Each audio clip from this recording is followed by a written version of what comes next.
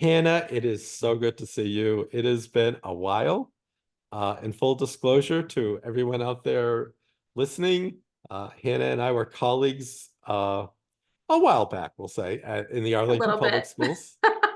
She was rocking it in the classroom, and I was a technology coach, and it was always a highlight of my day to pop into her classroom and Mm. see all the things going on with her kids.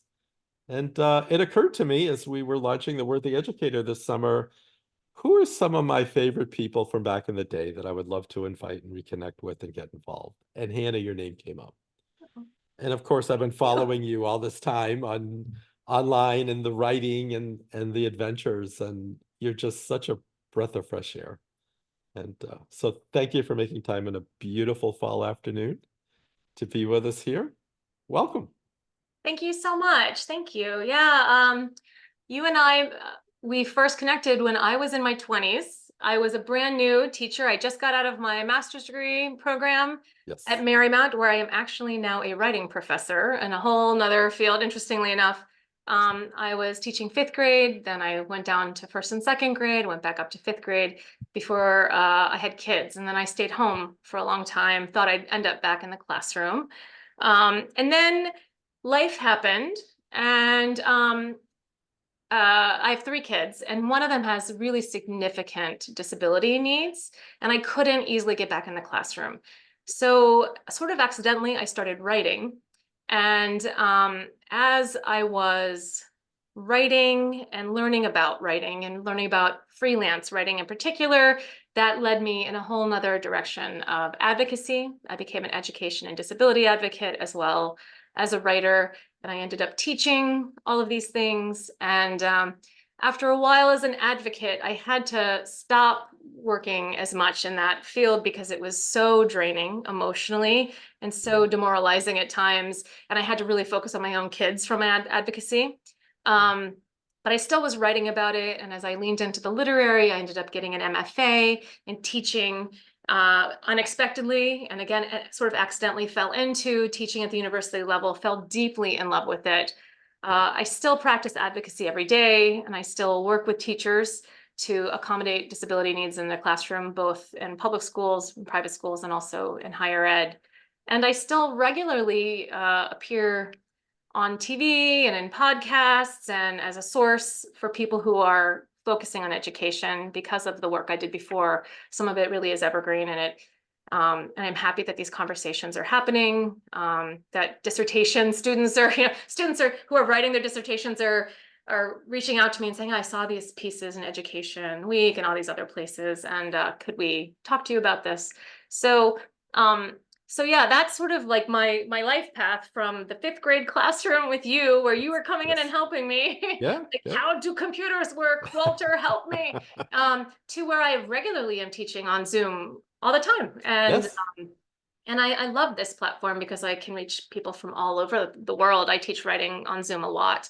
So I'm excited to be here and to talk with everyone about how we can use writing to uh, to really dive into the conversations that need to happen in education, Yes. because I think that people have this mistaken idea that you have to be a writer to write. But in fact, when it comes to newspapers and online magazines and educational publications, Yes. what we really want is educators talking about what matters. We want subject matter experts Yes. who have deep personal connections to education. Yes. That's who we want writing these pieces, not writers who are sort of broadly just writing about lots of things. So today we're going to talk about what it means to write for freelance publications. We're specifically going to focus on personal essays and opinion pieces, because that's where we can really get into the heart of education writing. And that's where I found that I could have the most impact, that I could really I could take the conversations that were happening and I could push them in the direction I wanted them to go. And as Walt knows, I'm very passionate about what I believe in. For example, I have this kiddo who's brilliant and profoundly impacted by his disabilities. So inclusion in the classroom, very, very important to me. Disability advocacy, very important to me. Teacher advocacy, very important to me.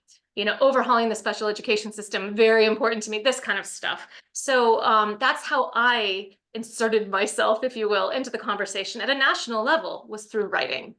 And I think that the first thing we need to do as educators is readjust our lens in terms of how we see ourselves.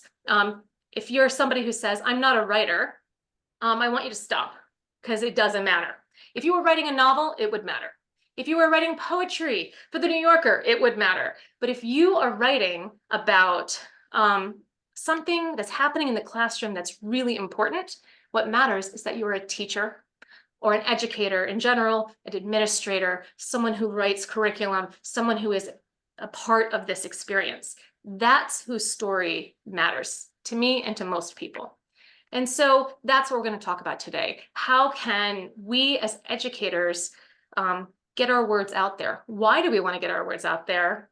And what do you think you have to say? What can you say that other people aren't saying? Or what can you say that must be said? And that's not about being a writer. Because when it comes to writing for the Washington Post or Education Week or Inside Higher Ed or any of these wonderful publications, it's about the story. You need to be a clear writer. You got to be able to put it on the page, but the actual craft of beautiful writing is irrelevant. Nobody is looking for beautiful writing in the New York Times op-ed section, right? They want to know what's your argument and what are you proving? Like, how are you going to prove it, right? So that's what we're going to talk about today. So I am gonna go through that as quickly as I can, because we don't have a ton of time. Normally this would be a 2 to 3 hour class, and I'm gonna squash it. Really, I'm gonna compress it, and we're gonna get through as much as we can. And I think that we'll get through enough that you can feel really good about moving forward with your own steps. All right, so let me pull up some stuff that I would like to share with you. First and foremost, let's do a quick overview of what I'm going to be talking about today. Yep. So we're going to talk about what it means to pitch editors and what a pitch email is and the difference between that and an on-spec draft. We're going to talk about where we publish and how we choose those places. We're going to talk about what editors are looking for. We're going to talk about everything from the hook of a pitch to the timeline of the pitch process. And that's the basic foundation of what we're going to be talking about. I'm also going to share with you a draft of a pitch email so you can move forward with your own pitch. I'll send that to Walter at the end, and he can email it to you all. So you have that as almost like a template as well as you're moving forward. So here we go. Let's do this, right? All right. So when I first started writing, again, it happened by accident, right? I was in a situation where I had a kiddo who was very young, who had a situation where he was harmed at school by a staff member. It was brutal. He is autistic, he has mental health needs, his behavior was unsupported because he didn't have an IEP. Nobody would even evaluate him because his IQ was so high and he got straight A's, but he was socially just struggling terribly, and I didn't know what to do. Here I was, an educator who was now a stay-at-home mom, and I was trying to do everything that this school told me to do, and I could not get through them, and they weren't even evaluating him, but he got hurt by a staff member. He was restrained and he was isolated. And I said, this isn't okay. This isn't okay. This is happening. And I know this is not just happening to my kid. And the conversations at the conference table, at the meetings, were not going anywhere. And nothing was changing. And I thought, this has to change. And how do I make it change? And so I started to think about putting that on the page. I started saying, you know how I think most people make an impact is through the op-ed pages. I think this needs to be an essay or an article in a newspaper. And so as I dove into this process, what I learned was that, in fact, at that time, Maryland, I'm in the DC area, so right across the line in Maryland, the state legislature was actually in the middle of the start of debating whether or not they were going to make a law preventing, or making illegal the restraint and seclusion of kids with disabilities. So I went, oh, this is happening right now, really close to me. So I wrote a piece. About restraint with students with disabilities and all the reasons it was wrong. And I sent it to the Baltimore Sun, and they accepted it. So that was my first op-ed piece. And it was a piece that was straightforward. I didn't know how to write op-eds at the time, but the editor was awesome and helped me. And I'm going to give you the lessons that I learned from her and then moved on today in this webinar. So, but what was super, which was a big deal for me, this was a pivotal moment for me in my career, was that it was quoted on the floor of the House. It was discussed. It Wow. made a huge difference in that conversation at the political level, right? Yeah. And Yeah. then other teachers were reading it and parents were reading it. Everyone was chiming in, agreeing with me, disagreeing with me, calling me names, thanking me. It was like a whirlwind. And that whirlwind eventually got too much after a couple years of this type of writing. And I sort of started leaning away and letting other people do that. Now I just mostly teach freelance writing to people and show them how to get their own stories out there. But Yeah. I did it for a while before it got hard. It's true. You have to be ready for that response. That Yeah. led to other pieces. I did an op-ed for the Richmond Times-Dispatch at the beginning of COVID about how online platforms, which everyone was doing at the beginning of COVID, were not accessible to students with disabilities and how that must change or that we were going to be out of compliance with IDEA, right? So that became something that you could see how I was being very technical. I was really using my education background. This was about me as an educator. It wasn't about me being a writer. Like a journalist wouldn't even necessarily know these things, right? Or an essayist, but I knew these things. I knew what I was seeing. I knew the research I was doing. Yes. And both of those were timely. So I was looking at newspapers. I was looking at timely publications where they take stuff that's happening right now because it needs to be published right now. And we'll talk about that kind of timely pitching today. Oh, I have a dog that I'm dog sitting who is barking to join the conversation now. So Can't I even can hear hear him. it. Awesome. I'm glad. Yeah. Yeah. He's sweet, but he's a little mouthy. So, so then I had a situation where I was thinking on a larger scale. I wasn't thinking geographically. I wasn't thinking right this moment. I was thinking, what do I care about as an advocate, as an education and disability advocate, as a teacher, as a mom of a student with disabilities? Yes. Like, what do I care about? And what I really cared about was inclusion. I cared about my kid being taught and being accepted. And I started doing research on inclusion. And the more I researched, the more I found that inclusion, when done well, was better for Of all course. kids, not Yeah. just kids with disabilities, but Yeah. that people were doing it incorrectly. And so they were thinking that inclusion was bad Yeah. and that teachers were feeling unsupported. So they were against inclusion when in fact, what they were experiencing was not appropriately done inclusion. It was not implemented well. It was more integration or honestly, just a free-for-all. And so of Yes. course, teachers were feeling isolated. They were feeling completely out of control of their classrooms. There were behaviors they didn't know how to address. There was no staff development. So here I was finding this issue that I cared deeply about for personal reasons, my child, Mm-hmm. for personal reasons, my students, Yeah. for humanitarian reasons, Yes. those with disabilities, for teachers, unsupported, not getting what they want, right? And I was like, what can I do to address this? So Yes. then I went to a publication that was not timely. It was, I went to Education Week, which was probably honestly, my biggest education publication of my whole time as a freelancer because it has such a huge readership and it has Right. such good fact checking and it has such focus on pedagogy, right? So I Yes. went to them with an op-ed that was very different. It was evergreen. And we're going to talk vocabulary, but evergreen means not timely, but important all the time, right? Important for years behind, years ahead, all of it. And I said, inclusion is the best way to teach. Here's how we should do it Yeah. so that students get what they need and teachers get what they need and schools can be successful and even save money, right? So I said, here. And so I pitched them and they loved it. And they worked with me extensively because they are no joke at Education Week. They don't mess around there. Right. But that piece became one of the pieces I'm most proud of, Yeah. truly. Yeah. It's been 4 or 5 years since I published that piece. I Wow. still get calls every week, emails every week about that piece. It's Wow. used in people's dissertations. Like I said, I'm called to be on news programs to talk about inclusion. Mhm. I'm on podcasts regularly. So even though I am not actively working as an advocate, though I'm Yeah. always an advocate, of course, our work stays. It stays, the conversation continues to happen, and we are still relevant. This is how we make change as educators, is we get those arguments out there, we get our research out there, we make a difference by making sure our voices are heard. And one of the best ways to get our voices heard is by writing.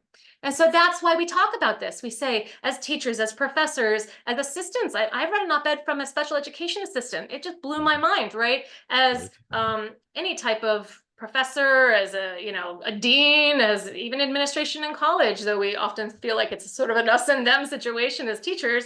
But Right. like all of these roles are critical in the development of our kids, academically, socially, emotionally, all of it. So writing is the key.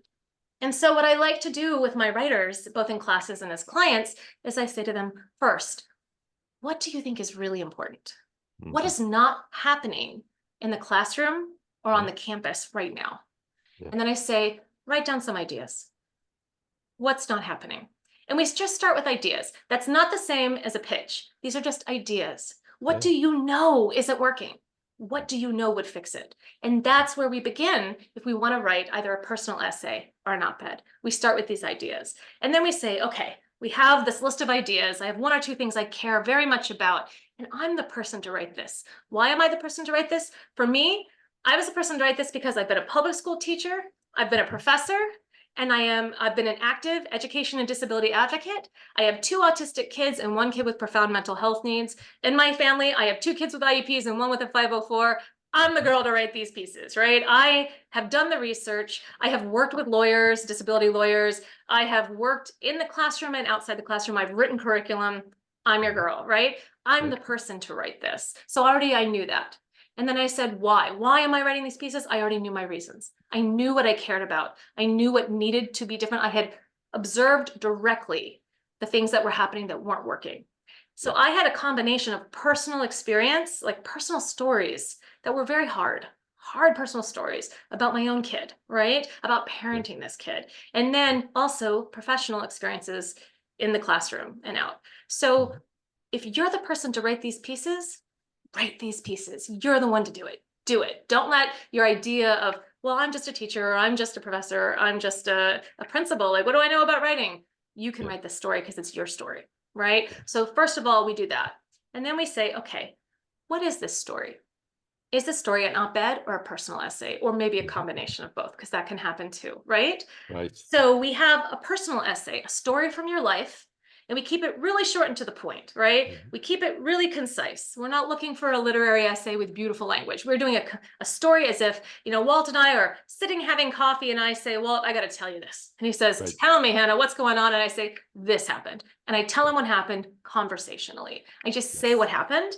And in that story, there's a lesson I learned. Now I know something I didn't know before. I'm a different person at the end than I Mhm. was at the beginning of that story, right? That lesson might be a lesson that other people have experienced too. So maybe I tell this story, I send it to the Huffington Post or the Washington Post, and then people read it and go, oh, finally, someone is saying, so I don't feel alone. Or Right. maybe I write this and someone's like, I never thought of it that way before. I didn't know Right. that was a thing. Or maybe I Mhm. write it and they say, well, I don't have the same experience, but I have a parallel experience, something similar. And Mhm. that's a lesson that's kind of relatable to me in my life too. So we have all of these reasons to tell a personal story from our life with a lesson we've learned. And Mhm. I'm going to share some great pieces where teachers have written personal essays for like the New York Post or Salon or the New York Times or Washington Post. And Yeah. when teachers tell personal stories from their lives, from the classroom or out of the classroom, Yeah.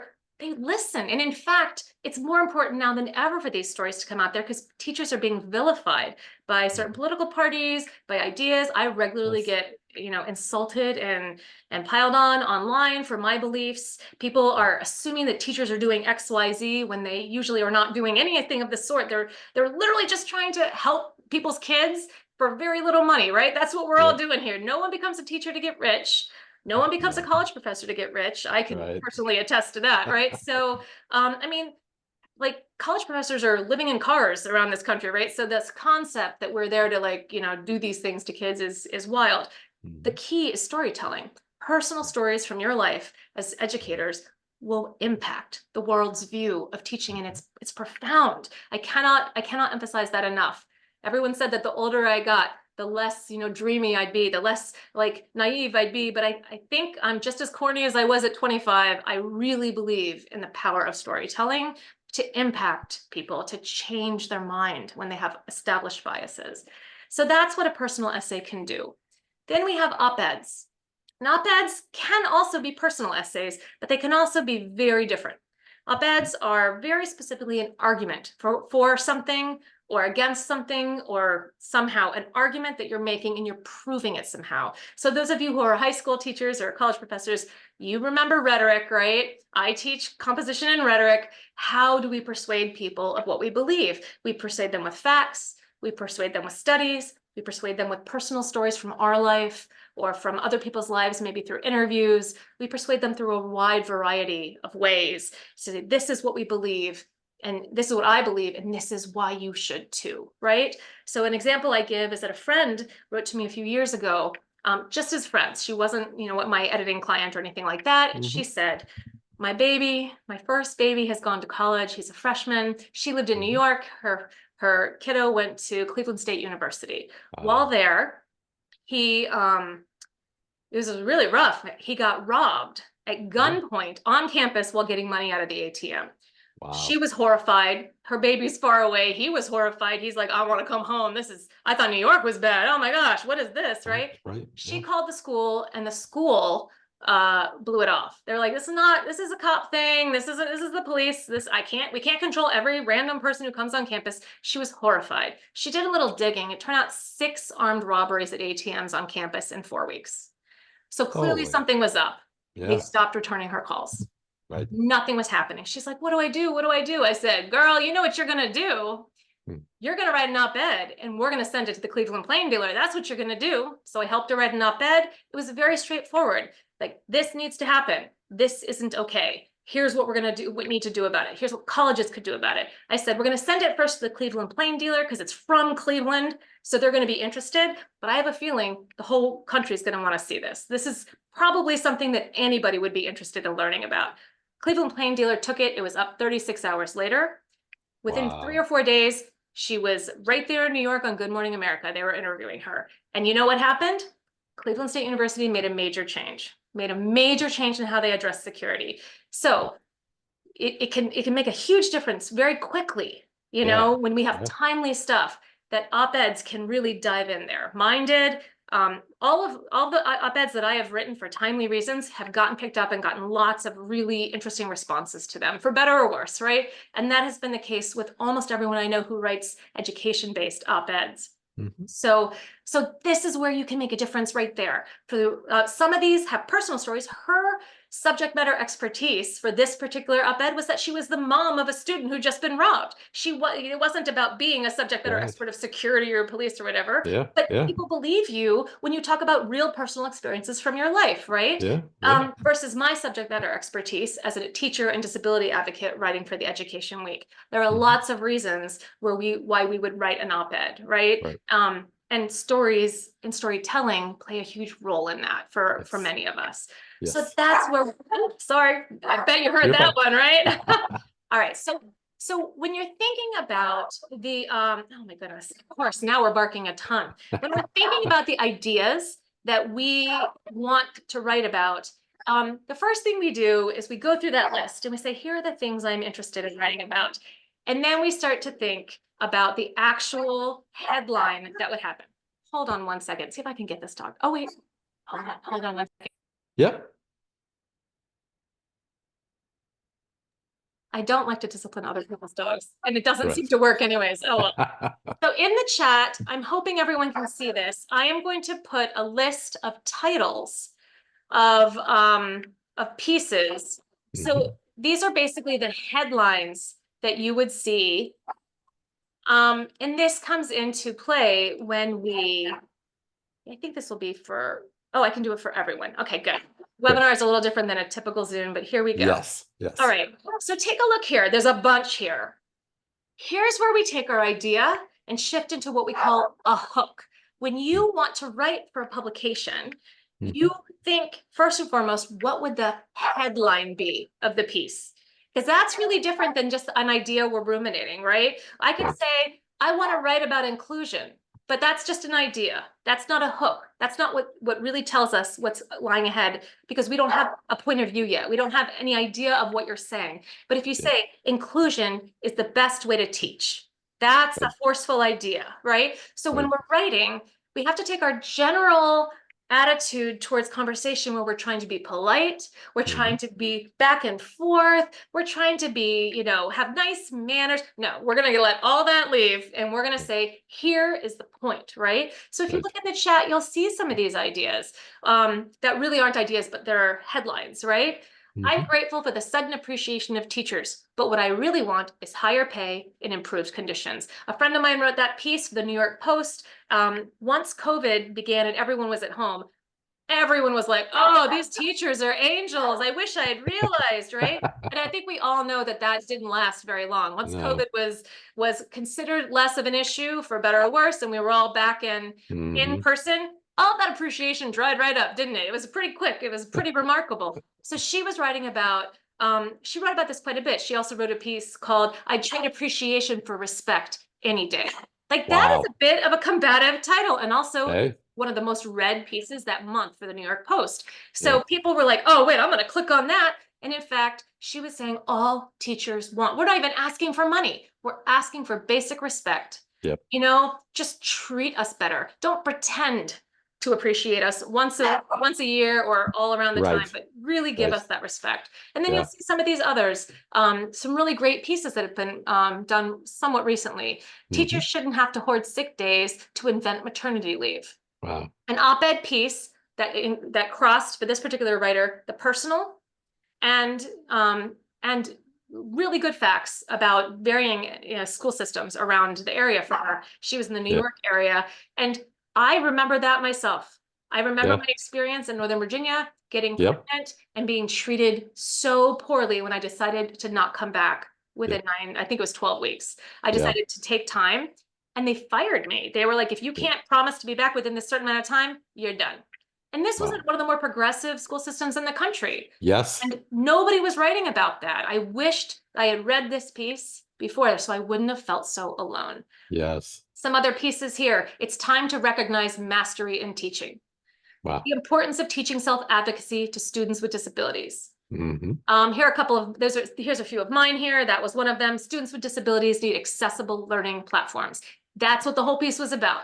Is Yep. the subject of the email, the headline of the piece. That's what it's about. Restraining students with disabilities is harmful. And then there's more here. There was a really cool, very sweet personal essay I saw. My daughter's kindergarten teacher taught me to be a better mom.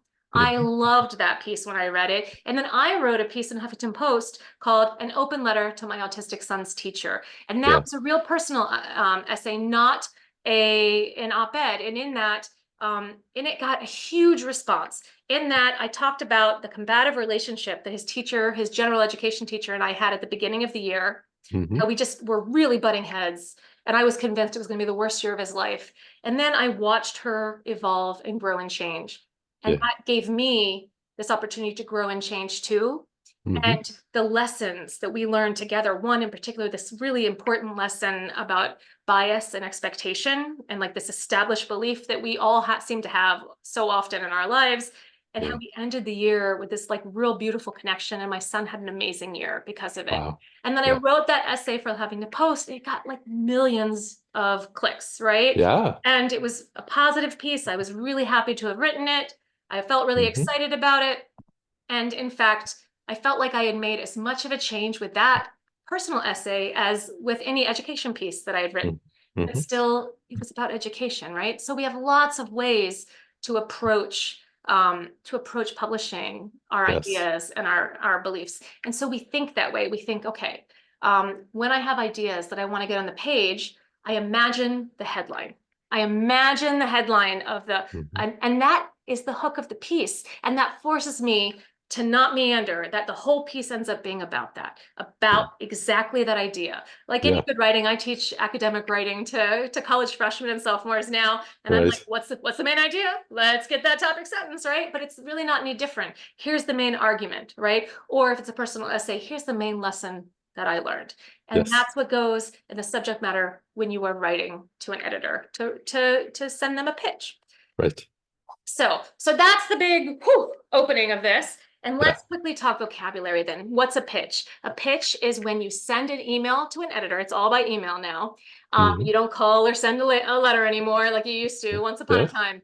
Everything is email, and you send either a full draft of a piece, which is called on spec, Hmm. or you send a pitch email, which is where you talk about the piece that you're going to write for them or that you hope to write for them, right? And Hmm. you send that to the editor. And the way I like to approach that is I think about, I went to a conference about 5 years ago, and the head of the New York Times was there, the New York Times op-ed section. And Yeah. she said, I want everyone to understand that you might have the best piece ever, and I won't even ever see it if you don't pitch the right way. And Yeah. here's what I do. And it's quite vivid. I was really impacted by it. She said, I only read pitches in the bathroom. And I was like, okay, what? And she said, I get hundreds a day, hundreds of people sending me op-ed pitches every day for the New York Yeah. Times. So Yeah. it's like I can't go through all those emails. Yeah. So I only pull my phone out in the bathroom and I scroll through my inbox, and I only open the emails that have a really strong pitch in the subject. Wow. So if you're not going to say something like a pitch idea about inclusion. You're not going to Right. say that in your subject matter. She's not even going to open it, right? Yeah. You're Yeah. going to say something like students with disabilities deserve inclusion. It's also the best way to teach. You see how Yeah. forceful that second one is, how you Yeah. want to click on it, how you're like, oh, I want to hear what this person has to say. You Yeah. don't say, I want to write a piece about teaching in the pandemic, or I want to write a piece about how hard it is to be a teacher. No, you're not going to say that because that's not going to get anyone to open it. Lots of Yeah. people have ideas, and they Yeah. need to know that you have a clear vision for exactly what you're saying, either the lesson you learned or the argument you're making, and that you're going to stick to it, and they're not going to have to spend, weeks working with you on the piece because they don't have time, right? So that's how you think of it. Think of that woman in the bathroom, weirdly enough, scrolling, and she's like, okay, I like that one. It's time to recognize mastery in teaching. All right, I'm going to open that, Yeah. and you think that way. Another way that I like to think about it, let me just pull this one up, Hmm. is like I used to write a lot about adoption as well, not about education. And there was one time that I sent a piece and I was like, I wrote to them, this was early in my writing, and I said, this piece is going to be about how meeting my birth mother was a pivotal moment in my life. And this very, very nice editor who did not have to do this. She did not have to take this time to do this with me. But she said, look, this isn't a pitch. This is Right. just you talking about a journal entry you might make in your in your diary, Right. right? Right. Like, what are you actually saying? And I said, meeting my birth mother was disappointing, but it changed how I parented my own kids. And she goes, oh, okay, then I'll take the piece. And I was like, oh, this is what Wow. it is, right? Wow. So Yeah. similarly, we might say, this piece, like you might have this idea, this piece is about learning pods and distance learning during the pandemic. That's just an idea, right? But how Mhm. about learning pods are all the rage? But what if you can't afford to hire a tutor? Boom, now we know what's happening. Now we know that this piece is about the difficulties in making these broad statements.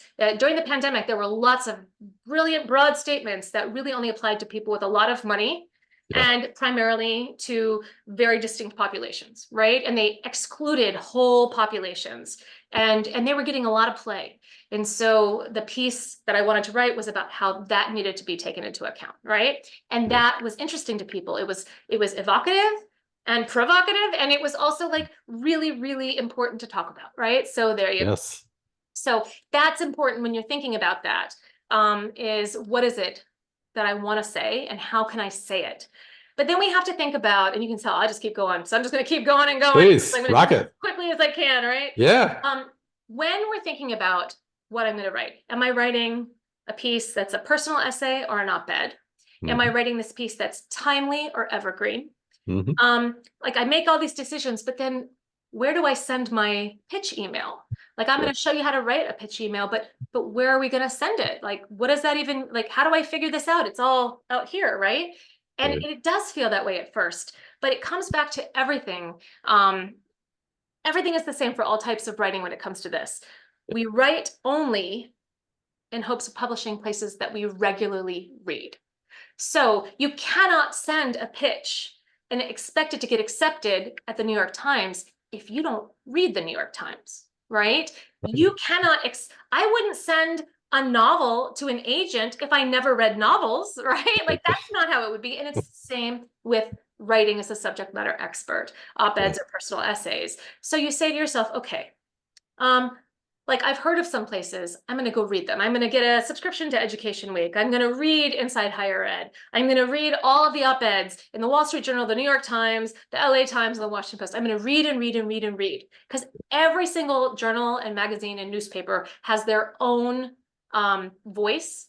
Super, Hmm. it's distinct, it's unique, right? They Yeah. have their own guidelines. Yeah. They like the Wall Street Journal, unless you're famous, their op-eds cap out at 600 words. Not Yeah. the case of the Washington Post, right? So you're not going to send an 1,800 word, meandering op-ed to the Wall Street Journal. They won't even look at it, right? So you have to Right. do your homework, and your homework is to find who do you love?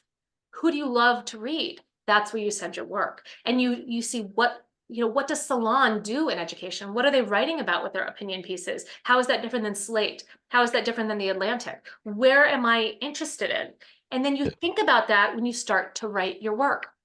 You don't write a piece without thinking about guidelines in the freelance world because you won't be able to land it, right? The Huffington Post wants on spec, not pitches. If I'm new to a personal essay that relates to teaching, um, they're going to want the whole draft. And I know that they want a draft that's between 1,000 and 1,200 words. They don't like to go much longer, especially if they haven't worked with you before. I know that they want a personal story. I know they want a really click-worthy, almost clickbaity title, et cetera, et cetera. Those are the things I know the Huffington Post wants, right? Yeah. Like they're not the most esteemed journal, but you know what? Millions of people read those stories. So if you Yes. want to impact people, I wanted people to see what it was like to be a parent with an autistic kid. And I wanted lots of people to read that, not just like professors. Right. In my Right. piece in Inside Higher Ed, that was going to be mostly higher ed educators. That's Yeah. great. I wanted to reach them for that piece. That's a Right. different piece than for Huffington Post. So I'm Yeah. really thinking about my audience. And Yeah. that's part of rhetoric too. I'm persuasive in different ways if I'm Yeah. talking to other students about inclusion, right? Right. Young people, than if I'm talking to moms about inclusion, than if I'm talking to professors about inclusion versus I'm talking to Hmm. lawmakers, right? Like I'm thinking about my audience. And when Yeah. I'm pitching emails, I'm sending pitch emails out, I'm doing my research first. I'm doing my homework. Nobody thinks they have to do this, but writers must read, read, read, read, read. And then Yeah. they read the guidelines. Oh, Right. that tells me the editor email to pitch them. This tells Right. me what they're looking for. And I've Right. read 8 op-eds in the last 2 days from this place, and I see that they're all between 600 to 800 words, that they Hmm. do this, they do this, they do this. That's different than this other place. That's up to Right. 1,200 words. They do this, and so I'm making those distinctions, and Yeah. that's going to increase my likelihood of getting a yes. And that is Yeah. just true across the board in writing. You do your Yeah. homework, you read, read, read, read exactly the type of stuff that you want to write. And then it also helps you with the no's that are preventable. I have, there's one really, I was embarrassed, but it was a good lesson learned. I sent a piece and the editor wrote me back and said, this is great. I would publish it, but literally a week ago, we already did a similar piece. And I can't do the same kind of piece a week later. So that's a no. And if I had done my homework, I would have seen that. And then I would have done what I could have done, maybe like pivoted a little bit and redirected my pitch a little bit. I probably could have gotten a Yes. yes. But I did that to myself, right? I just did that to myself, and that is just how it is. So lesson learned, learn from my mistakes and do that homework in advance. And then you can pivot and be like, I know you recently wrote XYZ. I can expand on that with this type of piece. And then they're like, oh, that's amazing. And now you look like a genius, right? So Right. there you go. This is how you help yourself get your words out there. And in the end, it all comes back to, why am I telling this story?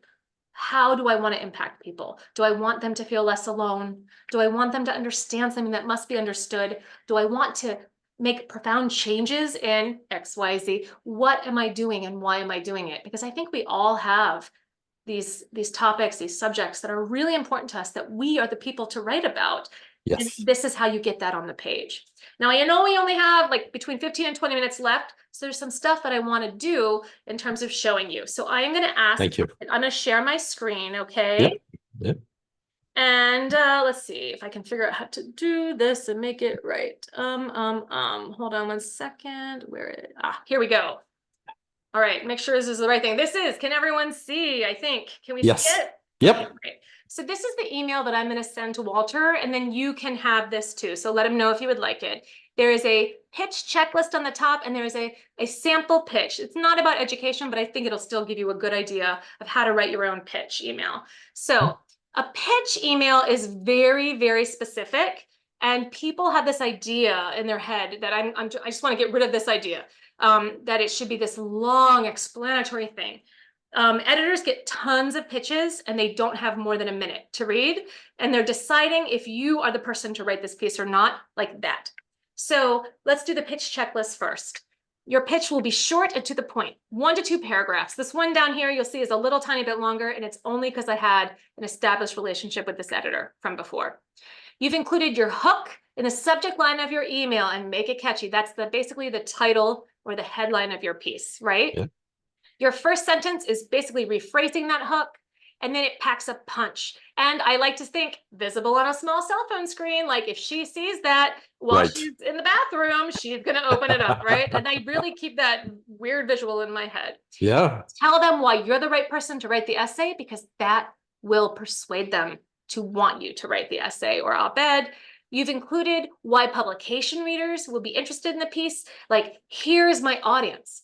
Other moms will care about this. Or this is a piece about ADHD in the classroom, but I think any mom with a student with an IEP will find this interesting, because there are a lot of moms with kids that have IEPs, right? So like tell the editor why the readers will want to read this piece. And then of course at the end, this should go without saying, but I will say as an editor, it doesn't go without saying, so I'm saying it. You've read it out loud to yourself so it makes sense. You've cut out any of the extra words. You've checked for misspellings. You've just done a really good proofread. All right, so that's the pitch checklist that I do whenever I send a pitch out. Nice. I'll do a couple a year, but not as many. But I still use this every time. Yeah. So the subject of the email for this one was how a family crisis helped our family to slow down and stop overscheduling. I had already got this whole idea for a piece in my head, but I really needed to focus this lesson, right? And the lesson was that when my son went into a mental health crisis at 8 years old, my entire family had to stop everything, right? We had to stop all of our activities. And I thought it was like the end of my parenting world. I thought that my kids' lives were going to be ruined by this experience. I was so new to being a mom of a kid with these kind of profound needs. And in fact, what I discovered was that my kids were happier than they'd ever been without this. Like, I was in Northern Virginia where everyone did 10 million activities every single day. No one had a space to breathe. And what happened is my kids like just played and were so happy. And it was kind of like this decades regression that ended up being really positive. And I was so grateful. And I wanted to share that. And I didn't think very many people would know what it was like to have an 8-year-old go to the hospital for psychiatric reasons. I didn't think that would be something that many people understood. But I did think there were a lot of tired parents out there who thought they had to keep up with their neighbors and that they thought they were failing their kids if they weren't doing it perfect. And I wanted to just hug them and reassure them and give them a little love. That in fact, like Legos in your living room are a great way to parent, right? And so that's what I was trying to get across. And this was a piece that ended up being in Today's Parent, one of the major parenting publications in Northern America. It's from Canada, but it's big in the US as well. And it got huge readership because people were like, wow, thank you, thank you, thank you, thank you, right? So in the subject matter, I said, how a family crisis helped our family to slow down and stop overscheduling. I didn't scare them with the psychiatric stuff right away, right? But I made it really clear. There was a crisis, it was a big deal, and it helped us. It helped us. That was the lesson, right? Yeah. So I did my research for this case. I had pitched this editor unsuccessfully before, but she was very nice about it. Her no Yeah. had been very friendly. And so I knew her name. And I do think it helps to be personal in your email. It doesn't look like you're just casting a wide net. Hi, Yeah. Simone, thank you for your time. I'm currently working on a piece about how my son's disability needs changed our overscheduled family for the better. A Yeah. few years ago, my 8-year-old went into crisis. We had to scale way back and stop all activities outside of school, which set me up for a ton of mom guilt. What would we do without taekwondo, ballet, trumpet lessons, and gymnastics? But Yeah. instead, my 3 kids blossomed. They stayed home, building Legos and playing in our backyard, and reconnected with each other in surprising ways. So I'm going to pause here and say that if you know the publication Today's Parent, you'll know that I am taking the tone of many of the pieces there, taking the language, right? Basically assuming the diction of Today's Yes. Parent Yes. for my email. In this first paragraph, that is almost like the first paragraph of the piece. I wanted my editor here to say yes, because she could visualize this piece on their platform. I wouldn't write this way if I was writing an op-ed piece for the New York Times, right? I wouldn't Right. say things like a ton of mom guilt if I was writing an education piece for Education Week, right? But Right. this was a parenting piece for primarily moms, right? And that they have a little pop culture focus. They kind of, they want a wide readership, so lots of moms will read it. So Yes. that was how I was introducing the fact that I was the girl to write this piece for them. I understood their tone. They weren't going to have to teach it to me. We were good to go. And then I told them that there was a happy ending, right? I made sure they understand that it was like all going to work out well in the end. Now that my son is doing better, my children still prefer their free time to be unstructured and simple. We're not following the typical parenting path in our competitive suburb, but it's been amazing to watch them stay best friends. They play and thrive without the daily stress I see in their peers. So you can see exactly what happened, right? I haven't given all the scoop. Yep. They know there's a scoop. Here's where we were at the beginning. Here's where we were at the end. And there's a big lesson there. And we know what that lesson is. The lesson was in the subject that this Yes. family crisis helped our family to slow down and stop overscheduling. And then I briefly talked about myself. I'm flexible on the path this piece goes. It could be entirely done as a personal essay, which is what she ended up asking for, or I could make it a lightly reported article. Sometimes they'll ask me to add, research, other pieces that have been published, or maybe interviews of other parents, etc. I think it's a topic that many parents would find interesting. Then I Yes. gave them my background. I didn't talk about my bio till the very end. And then I said, thank you so much for your consideration. So that is a template for a pitch email, and you would adjust accordingly. But you see how it was 2 paragraphs tops, and that's long in my opinion for a pitch. 2 Yeah. paragraphs showing that you understand the tone of the article, of the place that you want to publish. I mean, and then they see like the arc of the piece and the lesson that was learned, or the argument that you are making, and then just a little bit about you, why you're the person to write the piece, why their readers would be interested, why it's like them versus any other place you might pitch, and then finally a little short bio, and then you. And that's it. How much time do we still have? Well, Got about 10 minutes till the oh, top of great. the hour. Okay. Yeah. So a few more things to talk about really quickly. Yeah. When you are pitching these types of publications, it's really different. Now I'm in the literary world, it's very different. It might take you a year for your short story to turn up on a place, but it's very, very different when we're doing poetry than when we're doing freelance op-ed and essays. Yes. So when you are pitching, there's a whole process of this. You do your research first, right? You say, where do I want to send this to? There are maybe 3 places that I think would be really good for this. And you pick the order and decide if you're pitching or you're doing an on-spec. You do a pitch email either way. If you're pitching an on-spec, fully drafted piece, on-spec is where you've written it despite there being no promise them taking it and paying you, right? But there are places like the Huffington Post that require that.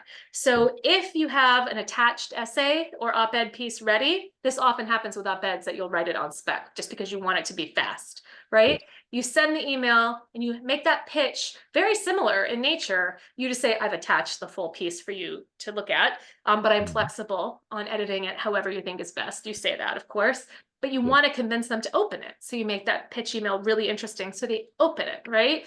And then if it's not on spec, you do what I just did, which was say, I'm going to write it this way and I'm flexible. And that either way, depending on what you see on their site of what they're asking for. And often writers, especially of freelance nature, will follow on social media, whether you're on Instagram or Facebook or Twitter, X, or wherever you are, you're following the editors and the publications that you love, because they put out calls for submissions a lot for pitches. Right. It's like, oh, I'm interested in this. I'm interested in this. So it pays to be on social media, even if you're not super active, because you can follow the editors and publications that you want to write for. Yeah. So that's a good thing to know. Additionally, in terms of timelines, in the literary world, we'll send poems to like 30 places, but in the freelance world, you don't do that because it's quick. In freelance world, like you'll send something out and you'll know within a week or two if it's going to be accepted or not, and then you can move on if it's not. Yeah. So the timeline for an op-ed piece is different because it's timely versus a personal essay. For a personal essay type piece or a how-to piece, something journalistic, you send the pitch. And if you haven't heard in about 2 weeks, little less, little more, you send a nudge. You just check in to see if they're interested, because it's normal for them not to respond at all instead of saying no. It is especially true now because like 75% of editors have been fired. And now there's huge issues. Wow. Like there's really a dramatically reduced situation in terms of editors for personal essays and newspapers. It's been rough. It's been a rough time to be a freelance writer. AI is coming in. They're doing roundups of AI. It's just very different now. And the budgets are like just dramatically reduced. These education publications are doing a little bit more, but it's true across the board that there are big reductions in staff. So if you have one editor instead of 4, they're not going to be able to respond to everybody. If you don't hear back after your nudge at 2 weeks, you assume it's a no and you go to the next one. You do not simultaneously pitch. That's how you burn bridges. Because if one person says yes and someone else says yes, now you've promised it to 2 places and both of them will just drop you and say no. So you've got to be real careful about it. Yeah. Because you can't do that. So that's the timeline for that. That's when it's not timely. If it's an op-ed piece, it's totally different. Unless I'm a professional op-ed writer, and I'm not. So I just send full on spec pieces because I know where I'm sending it. I know what their guidelines are, and I want the piece to get out as quickly as possible because it's usually something very timely for an op-ed for me. So, so for that, you send it in the email and you explain why it's urgent, and you say, and you only send it to one place, but if you haven't heard within 2 or 3 days, you write back immediately. You don't wait 2 weeks and you say, this is so timely, I had to check in. If it's not a good fit for you, I understand, but I'd like to send it someplace else. And that's fine for op-ed. Editors won't be mad about that. They understand that op-eds are timely. Now, make sure you're saying it and it's actually timely, right? Don't do it if it's actually an evergreen piece, because then they'll think you're being amateurish, right? But it's true. The timeline makes sense if you do it that way. And then you'll get it out eventually. Understand that they often will just give you, we call it crickets in the freelance world, where you won't hear anything and it's not personal. It's really lovely when they send a no. You know, it's actually, usually if they send a no, it's because they were actually really considering it. And so it's usually a compliment to get a personal response. Especially in the freelance world, I tell you, it can be brutal to get so many crickets about a piece that you love so much. Please understand that writing, it comes with rejection. When I got my MFA, I said, oh, I can't wait to be in your shoes to my mentors. I was like, I'm going to be a New York Times bestseller. And then people will take all my pieces. And they were like, girl, you don't even know. The only difference is your agent's shopping around your stories and the no's come from higher up. That's the only difference, is that the editor-in-chief of Plowshare says no instead of like, you know, the MFA student from, you know, Kansas State. So that's the only difference. We all get the no's. Rejection is part of the game. And it is absolutely the norm. And that doesn't mean anything about your writing. It doesn't mean anything per se. It just is so subjective. And you don't know who's reading it and who says what they want and don't want. And, you know, I had people tell me, oh, we've done too many autism pieces before. And I was like, really? Really? You've done too many autism pieces? Like, what does that even mean? It was super offensive. And I had to like settle myself down and be like, I have no control over this one person's bias. Like it's not my problem. I can't make it my problem. And additionally, you have to make some ethical and moral decisions as a writer, where you say, I'm not going to do this or that when they ask you to in order to get the byline. And that's important Ah, too. One of the pivotal moments for me as a writer in terms of the mhm. trajectory of my career. Yeah. I finally landed the New York Times. I was very excited. I'd been trying to land them for about 6 months, and I had gotten Mhm. a close, but never a yes. I finally Mhm. got a yes. And then the editor was demanding some language that I found to be questionable. And I Mhm. asked, related to disability, and I asked my friends who were living with these disabilities what they thought, and they said that would be so hurtful Okay. to have it on the pages of the New York Times. And I said, I can't do this language. They're like, well, you have to. And Wow. I pulled the piece. Yep. And I burned that bridge, Yep. and I have never regretted it. Right. I've never regretted it, even though I wanted that byline so bad. And probably it's been about 5 years. Probably it'd be a all new editor. I could do it again, but it really left a bad taste in my mouth for that Yep. publication. I was like, you know what? Like I explained to them, I said, you have to go to the disability community and ask people who are living in with these lives. That's where you don't go to just doctors and moms. You have to go to the people who are living, right? Who these experiences, they matter. And Right. they were so dismissive. And I said, hey, I lost sleep for a few days on that one. And then I pulled it. It was the right choice. So in the face of all of this, it's easy to lose that. But in the end, why are we writing? We're writing, like I said at the very beginning, because this is what we must write. These are the stories we need to tell. These are the things we know about. We know we can make changes in. And I think that teachers, educators in general, are the consummate storytellers. They're the ones who have the best stories, right? Yes. In all genres. And so I think like you all are the ones who should be writing these pieces for newspapers and magazines and journals. And I hope you will. I hope that you will get your words out there. I hope you will be bold and brave and tell your stories both on a personal and professional level, because I think it's what's going to save us. I really do. I'm super corny. I really believe this. I see it happen every day. So that's my spiel. I crushed it all down, and I'm It's here amazing. for Q&As. I'm here to answer any questions. Also, I'm going to put in the chat, I think, Please. let's see, this is my personal website. Yep. Um, here is my, this is, wait, hold on one second. On both Instagram and, did I do it right? And on X/Twitter, that's Yes. my profile. If you Yep. tag me and say, hey, I saw your workshop, I'll follow you back. And then you can also drop me an email if you have like quick questions here. And I think I'm just like, I forgot my reading glasses. So I think that's right. Is that right? Does look good, Walter? It is. It looks good. Okay, It good. does. Like the chat's a little small for me right now, but Right. those are great ways to connect with me. And I'm happy to Yes. answer any questions Yeah. related to any of this. Well, thank you, Hannah. This is wonderful. For those of you watching the recording, we're going to stop the recording now and open it up for people who are on live who would like to have more of a discussion with Hannah. So before I turn off the recording, just thank you, Hannah. Your enthusiasm, your passion, your expertise, just priceless. Can't Oh, thank you thank you enough. so much for having me. I love being here. Thank you.